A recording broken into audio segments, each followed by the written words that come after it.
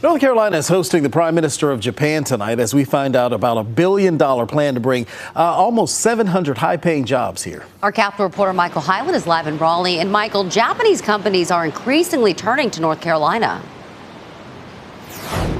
Right. Governor Roy Cooper says that's a critical relationship that he has focused on. Some of the biggest economic development deals that we've heard about recently have involved companies based in Japan, including today, one of the largest. Just hours before Japanese Prime Minister Fumio Kishida lands in North Carolina. He could have gone to any one of 50 states. He chose North Carolina. Democratic Governor Roy Cooper announced FUJIFILM Diosynth Biotechnologies will further expand its operations in Wake County, investing another $1.2 billion. The company makes products, including vaccines, at its facility in Holly Springs for pharmaceutical companies. The average salary will be over $100,000 a year, and the state approved an incentives package of about $72 million.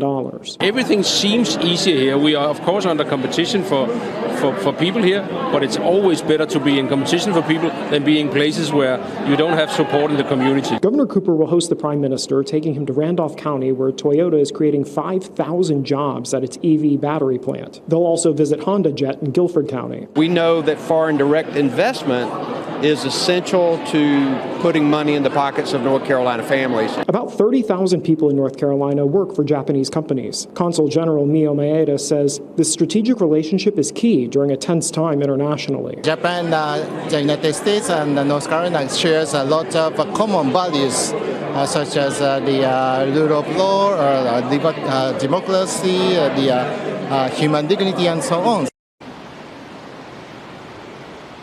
The governor will host a state lunch with the Prime Minister tomorrow, and then this fall, Charlotte will be the site of a conference featuring leaders of southeastern states and Japan that's focused on economic development.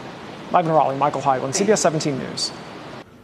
All right, Michael, thank you. And FUJIFILM's facility was announced last year. It was expected to be finished next 2 years for $2 billion. Well, they welcomed their first tenant in November. The final facility will be more than double the initial size announced last year, totaling 1.3 million square feet. It will staff almost twice as many people, around 1,400. The plan is for energy used by the facility to offset costs by a combination of solar panels, landfill gas, and power purchase agreements.